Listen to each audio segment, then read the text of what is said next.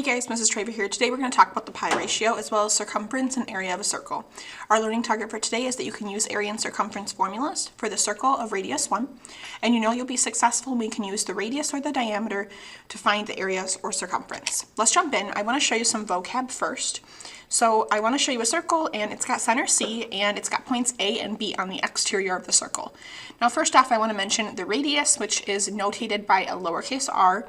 It is from the center to the exterior of a circle. So in our case, AC or CB are both radii. Next is diameter. It's double the radius since it's made up of two of them. It's from one side to the other through the center. So in our case, the diameter, lowercase d, is AB. Lastly is circumference. It is the distance around the outside of a circle, kind of like perimeter of a polygon. In this case, it'd be from A all the way around to A again. I want to look at the relationship between circumference and diameter, and you can play along with this as you have any circular objects in your house. So I'm actually going to use my coffee cup here and follow the instructions. It says that we need to measure the circumference and diameter of our object. So I am using my coffee cup. And let's find circumference first. I have some string, and I also have a ruler. And I'm going to measure the circumference around the exterior of my cup if I can. And I'm going to try to be as precise as possible, meaning if I pull the string tight, then I'll need to do the same when I measure it so that I don't get like a misread. So I kind of am holding it with my nail here so I can measure it. And I got about 11 for my circumference. I'll write that down. And then diameter is the distance across the top through the center. So I'm kind of just using some estimation here. And let's see how far that is. I got about 3.5, I'll say. Put my materials away. 3.5. So let's see what happens when we compare the circumference to the diameter. I'm going to divide them. Let me grab a calculator and see what we get, and we're going to round to the nearest thousandth. So 11 divided by 3.5 is 3.1428. To the thousandth would be 3 decimal places, so 3.143. We'll notice if we do this with many objects, and if we are as precise as possible, we'll always get numbers that are really close to 3.14. That is pi. That's the relationship between circumference and diameter. Pi is equal to circumference divided by diameter for any circle. It's approximately 3.14. I say approximately because it's a non-terminating decimal, meaning it literally goes on forever. I have a quick picture I'd like to show you. This website has the first million digits of pi, and as you can see way in the beginning, here's our 3.14, and it keeps going and going. Matter of fact, this website's kind of cool because you'll notice my slide bar on the right. If I get to the bottom, it just regenerates and finds more, and I can keep doing that over and over. I did this for a while. I'm not going to keep going to show you the end. But there's a million digits in here, and it never ends. Is what's kind of cool about it. Let's use it at play with circumference and area. So circumference, the formula is pi times d, which is diameter again, or since diameter really is 2 pi, you could use 2 pi r. This is usually the one we see most often and the one that I'll mention in videos. Area, on the other hand, is the area inside the object, pi r squared. So r times itself times pi. Let's try it with an example. I've got a circle here and a circle here, and we're going to find all of our metrics. So first, radius is given to us in this case. It's 12 inches. Diameter is double the radius. So the other radii would be up here, which is 12, so it'd be 24. Circumference we know is 2 pi r or pi d. I'm going to use 2 pi r, so 2 times pi times 12. And you have some options here. If you're using Desmos, which I recommend, then there's a pi button. So let me pull my Desmos up.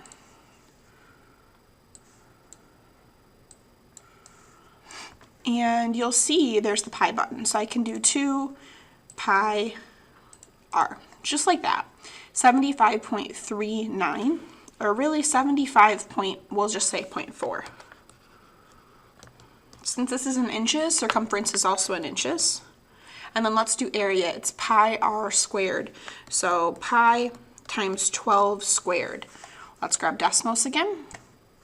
So this time we've got pi 12, where's the squared button? There it is. 452.4. 452.4. And now we're in inches squared. Let's try it for this other circle. Notice this time we were not given the radius, we were given the diameter. The diameter is 30.2 centimeters. To find the radius, backing up from that, it's half the diameter, so 15.1 centimeters.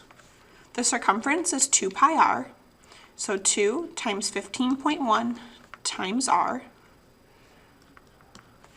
Let's grab decimals. We said 2 pi r, 94.9. And we're talking centimeters again. And then lastly for area, it's pi r squared. So pi times 15.1 squared. So pi times 15.1 squared, 716.3. And now we're in centimeters squared since it's area. We've got one more here I'd like to show you, but there's no picture. So this time, instead of being given the radius or diameter, we're going backwards and we're being given either the circumference or the area.